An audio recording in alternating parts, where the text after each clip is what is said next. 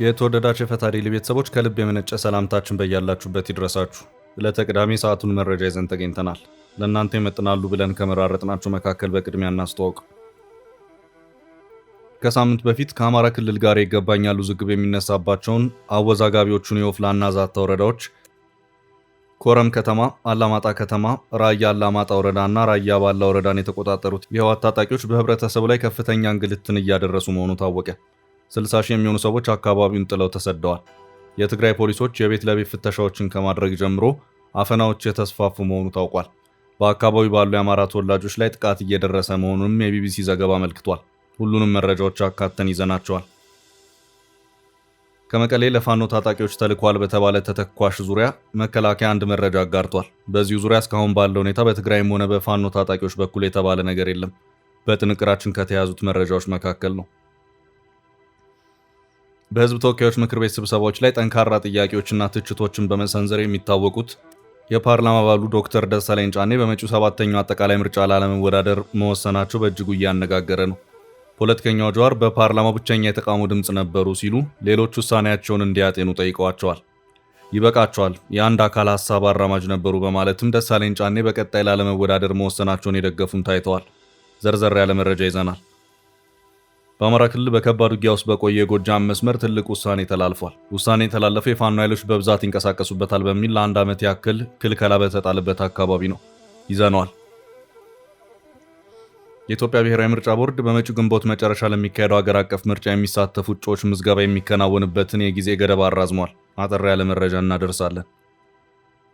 የአሜሪካው ፕሬዚዳንት ዶናልድ ትራምፕ ከባድ ቁጣና ውዝግብን ያስከተለ የቪዲዮ መልእክታቸው እያነጋገረ ነው። ቪዲዮው ከሁለቱም የፖለቲካ ወገኖች ሪፐብሊካን እና ዴሞክራት ጠንካራ ወቀሳ ቀርቦበታል።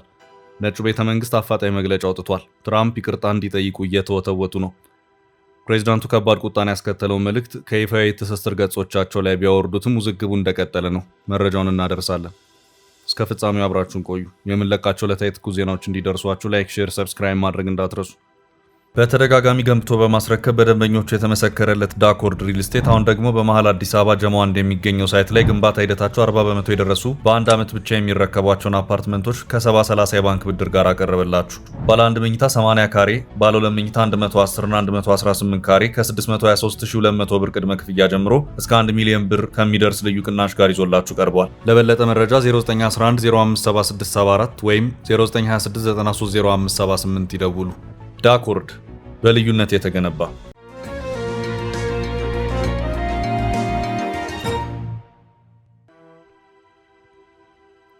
በራያ አዲስ ጥቃት። በአማራና ትግራይ ክልሎች ይገባኛል ጥያቄ የሚነሳበት የራያ አላማጣ አካባቢ በህወሓት ታጣቂዎች ስር መግባቱን ተከትሎ ታጣቂዎቹ በነዋሪው ላይ ከፍተኛ እንግልትና ጥቃትን እያደረሱ መሆኑ ታወቀ። ደቡብ ትግራይ በሚለው ዞን ውስጥ ተካተው የሚገኙትና በሁለቱም ክልሎች መካከል ይገባኛል ጥያቄ የሚነሳባቸው አካባቢዎች ኦፍላና ዛታ ወረዳዎች ኮረም ከተማ፣ አላማጣ ከተማ፣ ራያ አላማጣ ወረዳና ራያ ባላ ወረዳ ናቸው። እነዚህ አካባቢዎች ህወሓት በአባል ድርጅትነት በነበረበት የቀድሞ ገዢ ፓርቲ ኢህአዴግ ዘመን ጀምሮ የማንነት ጥያቄዎች ሲነሳባቸው የቆዩ ናቸው። የ2 ዓመታቱን የሰሜኑን ጦርነት ተከትሎ አካባቢዎቹ በአማራ ክልል ስር ሆነው ሲተዳደሩም ቆይተዋል። በኋላ ላይ አማራ ክልል አስተዳደር እንዲፈርስ ተደርጎ የትግራይ ጊዜያዊ አስተዳደርም ሲያስተዳድረው ነበር። ከዚያም የፌዴራል ኮማንድ ፖስት ተቋቁሞ አካባቢዎቹ በፌዴራል ኃይሎች ስርም ነበር። ህወሓት ባለፈው ሳምንት በጠለምት አቅጣጫ የከፈተውን ጥቃት ተከትሎም በሌላ አቅጣጫ በራያ አካባቢ ውጥረቶች የተከሰቱበት ሁኔታ የተፈጠረ መሆኑ የሚታወስ ነው። በዚህም በዚያው ሰሞን በራያ ኦፍላና ዛታ ወረዳዎች ኮረም ከተማ፣ አላማጣ ከተማ፣ ራያ አላማጣ ወረዳና ራያ ባላ ወረዳ የነበሩት የፌዴራል ፖሊስና መከላከያ ከአካባቢዎች የወጡበት ሁኔታ ታይቷል። ይህንንም ተከትሎ የህወሓት ታጣቂዎች እነዚህኑ አካባቢዎች የተቆጣጠሩ ሲሆን ቢቢሲ ባሰራጨው ዘገባ እንዳመለከተው ከሆነ ታጣቂዎች የአካባቢው ማህበረሰብ በተለይም የአማራ ተወላጆች ላይ እንግልትን እየፈጸሙ ነው። የትግራይ መገናኛ ብዙሃን እያወጡት ባለው መረጃ እንደታየው ከሆነ የትግራይ ፖሊስ አባላት በከተሞቹ የቤት ለቤት ፍተሻዎችን እያካሄዱ ነው። በግርግር ወቅት ተዘረፉ ያሏቸውንም ንብረቶች እየሰበሰቡ ነው። ቢቢሲ አካባቢው ነዋሪዎች ዋቢ በማድረግ ባሰራጨው ዘገባው በዚሁ በራያ አካባቢ የሰዎች አፈና እየታየ ነው። አካባቢውን የተቆጣጠሩት የትግራይ ኃይሎች ፖሊስ ጣቢያዎችን ጨምሮ ቢሮዎችን መክፈታቸውን የገለጹት ነዋሪዋ የሃይማኖት አባቶችና ሽማግሌዎችን ጨምሮ ሰዎች ታፍነው እንደሚወሰዱ፣ እንደሚታሰሩና በከተማዋ ከፍተኛ ዘረፋ እንደሚፈጸም ታፍነው ተወስደዋል ያሏቸውን ሰዎች በስም ጠቅሰው መናገራቸውንም ቢቢሲ በዚሁ ዘገባው አመልክቷል። ስም አይጠቀስ ያለው የቀድሞው አካባቢ ባለስልጣን የተፈናቀሉ ሰዎች ከ60 ሺህ በላይ ይሆናሉ። ከራያ አካባቢ ከሚገኙ 6 ወረዳዎች ነው የተፈናቀሉት። ወደ ቆቦ፣ ወልዲያ፣ ሰቆጣ፣ ደሴ እንዲሁም ወደ ሌሎች አካባቢዎች ይሄዱ አሉ ሲሉ መናገራቸውን ዘገባው አክሏል። ከአካባቢው ከተፈናቀሉት በተጨማሪ እዚያው ያሉ ነዋሪዎችም ስጋት ውስጥ መሆናቸውን ገልጸዋል። አላማጣ ከተማ የሚኖሩ አንዲትና ሰዎች ተፈናቅለው እንደወጡና እርሳቸው ግን ከቤተሰባቸው ጋር ተደብቀው እንደሚገኙ ለቢቢሲ ዘጋቢ ተናግረዋል። ልጆቼን ይዤ በወጣ ምን አበላቸዋለሁ? የትስ አርፋለሁ ብዬ አልወጣሁም፣ ግን ደግሞ ስጋት ውስጥ ነኝ ሲሉ ተናግረዋል። ማንነትን መሰረት ባደረጉ ጥቃቶችም የትግራይ ታጣቂዎች በአማራ ተወላጆች ላይ ጥቃቶችን እያደረሱ መሆኑንም ዘገባው አመልክቷል። ስም አይገለጽ ያሉ አንድ እናት ለቢቢሲ በሰጡት ማብራሪያ ታጣቂዎቹ በተለያዩ አካባቢዎች በተዘረጉ ኬላዎች ፍተሻዎችን እንደሚያደርጉ ገልጸው ማንነት በመለየት የአማራ ሰዎች ኢላማ ይደረጋሉ፣ የፋይዳ መታወቂያ ካገኙም ይሰባብራሉ ሲሉም ተናግረዋል። ከዚህም በተጨማሪ ነዋሪዎቹ ከዚህ ቀደም ባንኮች ቀደም ብሎ 1000 ብር ማውጣት እንደሚፈቅዱላቸው፣ ነገር ግን አሁን ባለው ሁኔታ ደግሞ ይህ እንደሌለ በመግለጽም እናቶች የዕለት ፍጆታ ለመግዛትና ልጆቻችንን ለመመገብ ተቸግረናል ያሉበትንም ሁኔታ አስረድተዋል። ቢቢሲ በትግራይ ጊዜያዊ አስተዳደር ስር የአላማጣ ከተማ ከንቲባ የሆኑትን መሆስ ሽፈራውን እንዲሁም ደቡባዊ ትግራይ ዞን አስተዳዳሪ አቶ ዝናቡ ገብረመድህንን ለማነጋገር ጥረቶችን አድርጌ ነበር፣ ሆኖም ሙከራ ያልተሳካም ብሏል።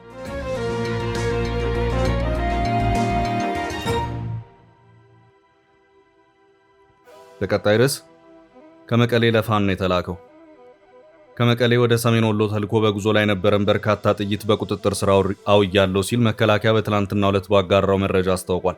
መረጃው ጥይቱ በአይሱዙ ተሽከርካሪ ተጭኖ በመጓጓዝ ላይ ነበረ መሆኑን አመልክቶ በሰሜን ወሎ አግምራ ዞን ጋዝጊብላ ወረዳ በተደረገው ፍተሻ በቁጥጥር ስር መዋሉን አስታውቋል። የሰሜን ምስራቅ እዝ መተማ ክፍለ ጦር አዛዥ ሌተናል ኮሎኔል ጎሹ ዘገየን ዋቢ ያደረገው ዘገባ ተሽከርካሪው መነሻውን መቀሌ በማድረግ በኮረም ከተማ አድርጎ በርካታ ጥይቶችን ይዞ ወደ አማራ ክልል በመግባት ላይ እንዳለ በዋግምራ ዞን ጋዝጊብላ ወረዳ አስ ከተማ ላይ ከጥምር ጦር ጋር በጋራ በመሆን በተደረገ ፍተሻ ተሽከርካሪው ከጫኑ ጥይት ጋር በቁጥጥር ስር ውሏል ሲል አስታውቋል።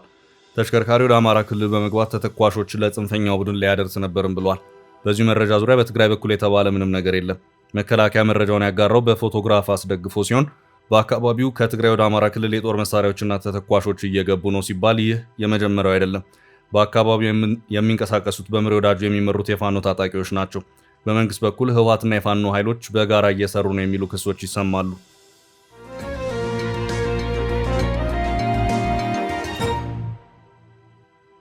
ወደ ቀጣይ መረጃ አለፍን። የዶክተር ደሳለኝ ውሳኔ የፈጠረው ግርታ።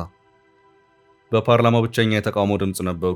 ጀዋር በህዝብ ተወካዮች ምክር ቤት ስብሰባዎች ላይ ጠንካራ ጥያቄዎችና ትችቶችን በመሰንዘር የሚታወቁት የፓርላማ አባሉ ዶክተር ደሳለኝ ጫኔ በመጪው 7ኛው አጠቃላይ ምርጫ ላለመወዳደር መወሰናቸው በእጅጉ እያነጋገረ ነው። ዶክተር ደሳለኝ እዚህ ውሳኔ ላይ ካደረሷቸው ምክንያቶች አንዱ ነፃ፣ ሰላማዊና ፍትሐዊ ምርጫ ለማካሄድ የሚያስችል ምቹ መደላድል አለመኖሩን ገልጸዋል። ብዙዎች ታዲያ በዚህ ውሳኔ ግር መሰኘታቸውንና ቅሬታ እንደተሰማቸው እየገለጹ ነው። በይፋ አስተያየታቸውን ከሰጡ መካከል ፖለቲከኛው ጀዋር መሐመድ አንዱ ሲሆኑ የህዝብ ተወካዮች ምክር ቤት አባል ደሳለኝ ጫኔ በመጪው ምርጫ ላለመወዳደር ያሳለፉት ውሳኔ ትክክለኛ የተቃዋሚ ድምፅን የሚያሳጣ ነው ብለዋል። ፖለቲከኛው ጀዋር መሐመድ እውነተኛ የተቃውሞ ድምፅ ከፓርላማው እንደሚጠፋ ነው የጠቆሙት። ጀዋር መሐመድ በማህበራዊ ትስስር ገጹ ባጋራው አጭር የጽሑፍ መልእክት ደሳለኝ ጫኔ በአሁኑ የፓርላማ ዘመን የነበሩ ብቸኛው እውነተኛ የተቃዋሚ ድምፅ ሲሉ ገልጸዋቸዋል። ሌሎች በርካታ ሰዎች በዶክተር ደሳለኝ ጫኔ ውሳኔ የተሰማቸውን የገለጹ ሲሆን ከአስተያየቱ በርካታው የፓርላማ አባል ውሳኔያቸውን መልሰው እንዲያጤኑ የሚጠይቅ ሆኗል።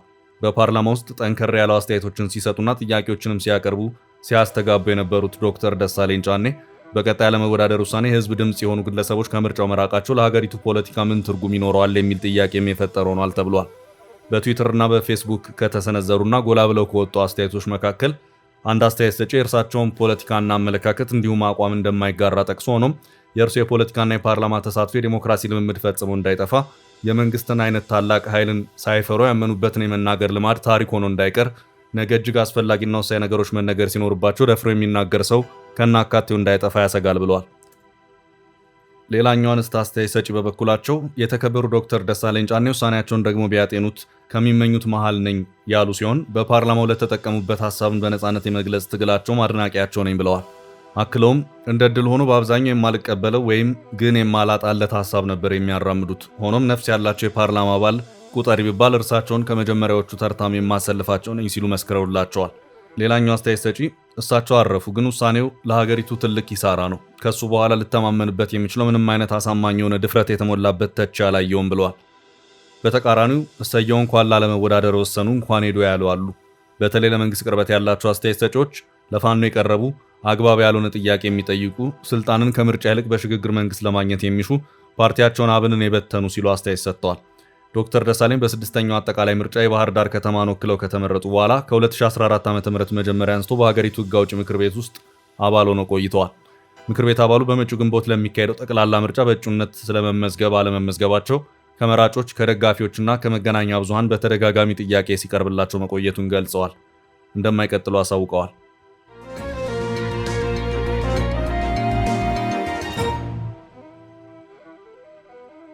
በቀጣይ ርዕስ በአማራ ክልል በውጊያ ስለተዘጋው ዋና መንገድ የተሰማው። በአማራ ክልል በከባድ ውጊያ ውስጥ በቆየ የጎጃም መስመር ትልቅ ውሳኔ ተላልፏል። ውሳኔ የተላለፈው የፋኖ ኃይሎች በብዛት ይንቀሳቀሱበታል በሚል ለአንድ ዓመት ያክል ክልከላ በተጣለበት አካባቢ ነው። በአማራ ክልል ከባህር ዳር ወደ አዴትና ሞጣ ቀራኒዮ ከተሞች የሚወስደውና በጸጥታ ችግር ምክንያት ለአንድ ዓመት ተዘግቶ የቆየው ዋናው አስፋልት መንገድ በዚሁ ሳምንት ረቡዕ ጥር 27 ጀምሮ መከፈቱ ታውቋል። መንግስት ይህንኑ መንገድ የዘጋው በአካባቢው ታጥቆ የሚንቀሳቀሱ አካላት ከፍተኛ እንቅስቃሴ እንደሚያደርጉበት ስለተረዳ እንደነበርም ታውቋል። በዚህም በአሁኑ ወቅት በአካባቢው አንጻራዊ ሰላም በመስፈኑ መንገዱ ተከፍቷልም ተብሏል።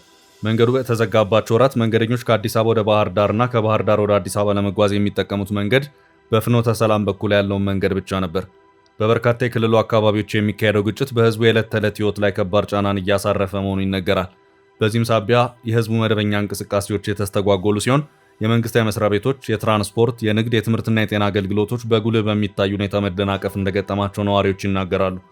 የህይወትና የሞት ጉዳይ የሆነ የጤና አገልግሎት የማግኘት ጉዳይ በተለያዩ የክልሉ አካባቢዎች የሚኖሩ ሰዎችን የሚያሳስብ ጉዳይ መሆኑን የተለያዩ ዘገባዎች ያመለክታሉ። መደበኛ ክትትልና ሕክምና የሚያስፈልጋቸው እናቶችና ህጻናት እንዲሁም የተለያዩ ዘላቂ የጤና ችግር ያለባቸው ሰዎች በአሳሳቢ ሁኔታ ውስጥ እንደሚገኙ ይናገራሉ። በአማራ ክልል በፌዴራል መንግስት የጸጥታ ኃይሎችና በፋኖ ታጣቂዎች መካከል የሚካሄደው ግጭት አሁንም የቀጠለ ሲሆን የክልሉ መንግስት ከአንደኛ የፋኖ ክንፍ ጋር የሰላም ስምምነት ላይ መድረሱን ይፋ ማድረጉም አይዘነጋም። በጎንደር፣ ጎጃም፣ ወሎና ሸዋ አካባቢዎች በከባድ መሳሪያ በታገዙ ውጊያዎች የሰው ህይወት መጥፋት፣ የንብረት ውድመትና የመንገድ መዘጋት ሪፖርት ተደርጓል።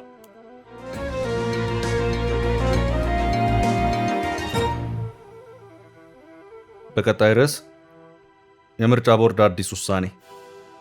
የኢትዮጵያ ብሔራዊ ምርጫ ቦርድ በመጪው ግንቦት መጨረሻ ለሚካሄደው ሀገር አቀፍ ምርጫ የሚሳተፉ እጩዎች ምዝገባ የሚከናወንበትን የጊዜ ገደብ እስከ የካቲት 16 ቀን 2018 ዓ.ም ማራዘሙን ይፋ አድርጓል።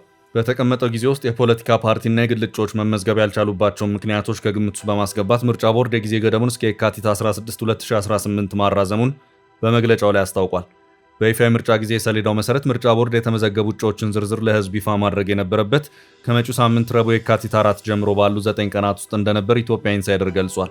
ቦርዱ ትላንት አርብ ጥር 29 ቀን 2018 ዓ.ም ምሽት ባወጣው መግለጫ እንዳመለከተው የምዝገባ ጊዜው የተራዘመው የፖለቲካ ፓርቲዎች ባቀረቡት ተደጋጋሚ ጥያቄ መሰረት ነው።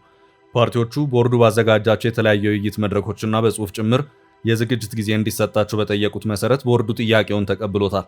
ቀደም ሲል ባወጣው የምርጫ ጊዜ ሰሌዳ መሰረት የእጩዎች ምዝገባ ከጥር 1 እስከ የካቲት 1 ቀን 2018 ዓ.ም እንዲጠናቀቅ ታቅዶ የነበረ ቢሆንም አዲስ ውሳኔ ምዝገባ ሂደቱን ለተጨማሪ 2 ሳምንታት እንዲቀጥል አድርጎታል። ቦርዱ በመግለጫው በዚህ ወር መጀመሪያ አንስቶ ሲካሄድ በቆየው የእጩዎች ምዝገባ 42 የፖለቲካ ፓርቲዎች በተናጠል፣ 15 የፖለቲካ ፓርቲዎች ደግሞ በሁለት የተለያዩ ቅንጅቶችና በአንድ ግንባር ስር ሆነው ተወዳዳሪዎችን ማስመዝገባቸውን ገልጿል። የግል እጩዎችም በተመሳሳይ መልኩ ምዝገባ እያከናወኑ መሆኑንም ጠቁሟል። የእጩዎቹ ምዝገባ ሲከናወን የቆየው ቦርዱ ለመጀመሪያ ጊዜ ተግባራዊ ባደረገው የዲጂታል ምዝገባ ስርዓት ነው።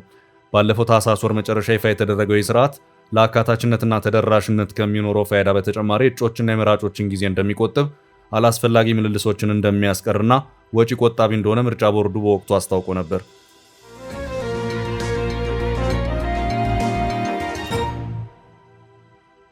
በቀጣይ መረጃ ትራምፕ የፈጠሩት ከባድ ውዝግብ። የአሜሪካው ፕሬዝዳንት ዶናልድ ትራምፕ ከባድ ቁጣና ውዝግብን ያስከተለው የቪዲዮ መልእክታቸው እያነጋገረ ነው። ቪዲዮው ከሁለቱም የፖለቲካ ወገኖች ሪፐብሊካንና ዲሞክራት ጠንካራ ወቀሳ ቀርቦበታል። ነጩ ቤተ መንግስት አፋጣኝ መግለጫ አውጥቷል። ትራምፕ ይቅርታ እንዲጠይቁ እየተወተወቱ ነው። ፕሬዝዳንቱ ከባድ ቁጣ ያስከተለውን መልእክት ከይፋዊ ትስስር ገጾቻቸው ላይ ቢያወርዱትም ውዝግቡ እንደቀጠለ ነው። ፕሬዚዳንት ዶናልድ ትራምፕ የቀድሞውን ፕሬዚዳንት ባራክ ኦባማን እና የቀድሞዋን ቀዳማዊት እመቤት ሚሼል ኦባማን በኤአይ በተቀነባበረ ቪዲዮ የዝንጀሮ ሰውነት ላይ ከአንገት በላይ አስቀምጦ የሚያሳይ ቪዲዮ በማህበራዊ ገጾቻቸው ላይ ማጋራታቸውን ተከትሎ ከፍተኛ ትችት እያስተናገዱ ይገኛሉ። ዋይት ሃውስ የቀረበውን ቅሬታ ድርጊቱ ፕሬዚዳንቱ የፖለቲካ ተቀናቃኞቻቸውን ለመተቸት የሚጠቀሙበት የፌዝ መንገድ እንደሆነ ገልጾ ቁጣው የተጋነነ ነው ሲል አስታውቋል። በ2020 የአሜሪካ ፕሬዝዳንት የምርጫ ወቅት በተደጋጋሚ ድምፅ ተጭበርብረዋል የሚል ክስ ሲያሰሙ ቆይተዋል። ለዚህም በተደጋጋሚ ባራክ ኦባማን ሲወቅሱ ይደመጣሉ። የዴሞክራቲክ ፓርቲ አባላትና የሰብአዊ መብት ተሟጋቾች ድርጊቱን አሳፋሪና ግልጽ ዘረኝነት በማለት እያወገዙት ይገኛሉ። ፕሬዝዳንት ዶናልድ ትራምፕ ባለፈው ሐሙስ ምሽት በማህበራዊ ሚዲያ ገጾቻቸው ላይ የተለቀቀውንና የቀድሞውን ፕሬዝዳንት ባራክ ኦባማና ባለቤታቸውን ሚሼል ኦባማን በዘረኝነት በሚያጥላላ መልኩ እንደ ዝንጀሮ የሚያሳየውን ቪዲዮ አስመልክቶ ትላንት አርብ ምሽት ማብራሪያ ሰጥተዋል። ፕሬዝዳንቱ በወቅቱ በኤርፎርስ ዋን ላይ ለነበሩ ጋዜጠኞች እንደተናገሩት ቪዲዮውን መጀመሪያ ላይ ተመልክተውት የነበረ ቢሆንም ኦባማዎችን የሚያሳየውን የመጨረሻ ክፍል ግን አላየሁትም ሲሉ ተናግረዋል። ምንም እንኳን ዋይት ሃውስ መጀመሪያ ላይ ቪዲዮውን የኢንተርኔት ቀልድ ወይም ሚም ነው በሚል ቢከላከለውም በሪፐብሊካን የህግ መወሰኛ ምክር ቤት አባላት ዘንድ ግን ከፍተኛ ውግዘት ገጥሞታል። በተለይም የደቡብ ካሮላይናው ሴናተር ቲም ስኮት ድርጊቱን ከዚህ ዋይት ሃውስ ካየዋቸው ነገሮች ሁሉ እጅግ ዘረኛው ተግባር ነው ሲሉ ኮንነዋል። ትራምፕ ከሴናተር ስኮት ጋር መነጋገራቸውን የጠቀሱ ሲሆን ቪዲዮውም ከንግግራቸው በኋላ ወዲያውኑ እንዲጠፋ ተደርጓል። ፕሬዚዳንት ትራምፕ ለድርጊቱ ይቅርታ የመጠየቅ እቅድ እንዳላቸው ለቀረበላቸው ጥያቄ እኔ ምንም ስህተት አልሰራውም ሲሉ ምላሽ ሰጥተዋል። ይሁን እንጂ በቪዲዮ ውስጥ ያለውን ዘረኛ ክፍል በእርግጥም እንደሚያወግዙ ገልጸዋል። በተለይም ክስተቱ በአሜሪካ የጥቁሮች ታሪክ ወር ላይ መፈጸሙ ጉዳዩን የበለጠ ስሜታዊና ፖለቲካዊ አድርጎታል። ውድ ቤተሰቦቻችን ለዛሬ ያዝንላችሁን ርዕሰ ጉዳዮች እዚህ ላይ ቋጨን። ላይክ፣ ሼር እና ኮሜንት በማድረግ ለቻናላችን ድጋፋችሁን መግለጽ እንዳትዘነጉ እያልን ከሌሎች መረጃዎች ጋር ደግመን እስክንገናኝ ቸር ያሰማን ስንል ተሰናበትን።